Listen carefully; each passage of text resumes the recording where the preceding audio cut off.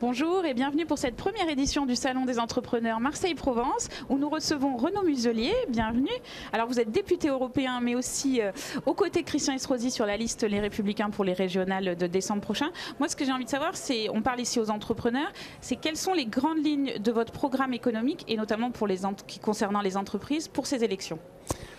Ça risque d'être un peu long. Donc, quelle est l'utilité d'une collectivité pour créer des entreprises, s'appuyer sur les startups, assurer leur trésorerie, pouvoir se développer, gagner leur stabilité. Donc il y a et le développement international.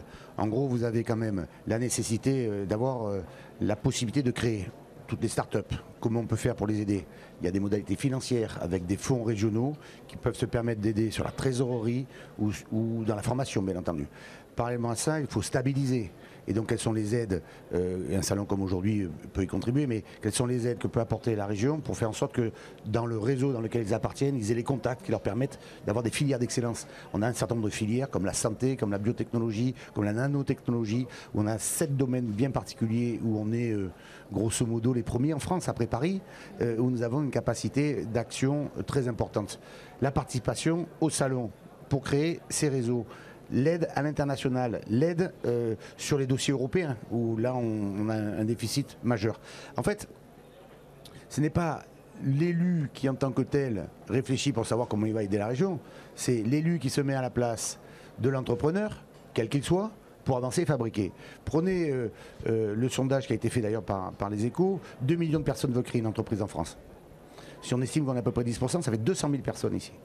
Ce sont des emplois non délocalisables qui font en sorte qu'on peut fabriquer un développement fort avec un peu d'énergie et une vision dans une belle région qui bénéficie des universités, de la qualité des territoires, d'une population diverse et variée qui a la capacité de faire de l'industrie comme de la recherche. Et donc on a quand même en talent humain des choses très importantes. Donc, de façon très concrète, les pôles de compétitivité, le développement des startups, les fonds à disposition pour faciliter ces problèmes de trésorerie avec une perspective de développement, la formation et le rapprochement université-entreprise pour faciliter ces jeunes qui vont sur le marché ou ces professeurs qui sont parfois un peu loin du monde du travail avec un Small Business Act qui permettent aux entreprises de participer aux appels d'offres locaux.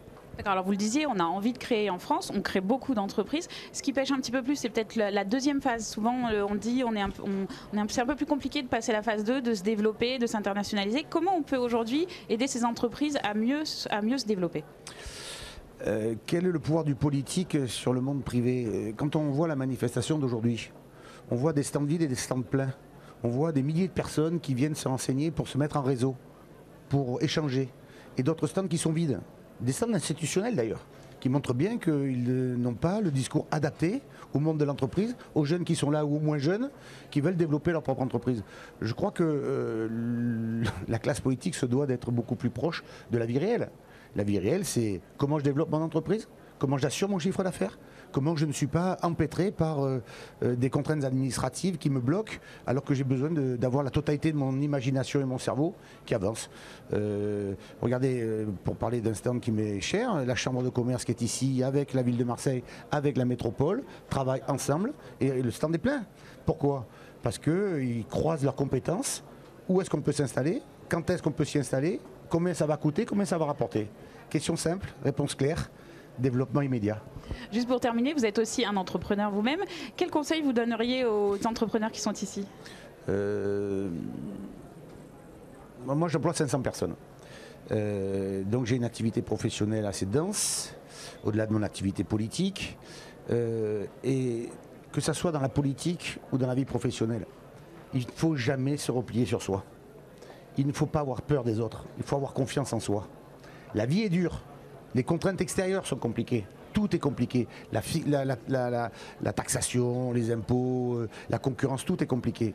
Mais si vous restez croquevillé sur vous-même, en ayant peur des autres, en vivant dans la nostalgie, vous êtes mort.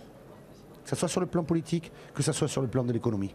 Et quand vous avez simplement ça qui a avancé, on a tout ça maintenant, qui imaginait que ça se passait avant?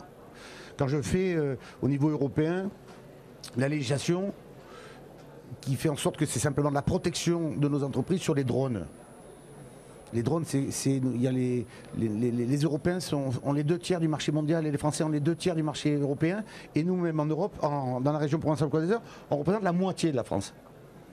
Il est absolument nécessaire de s'ouvrir, d'avoir confiance en soi, de travailler. Et je dirais donc à ceux qui nous écoutent ou aux entrepreneurs, venez. Venez écouter ce qui se dit. Venez regarder ce qui se passe. Venez échanger votre savoir-faire, votre expérience. N'ayez pas peur des autres, au contraire, on grandit dans l'échange. Voilà. Très bien, le message est passé, merci.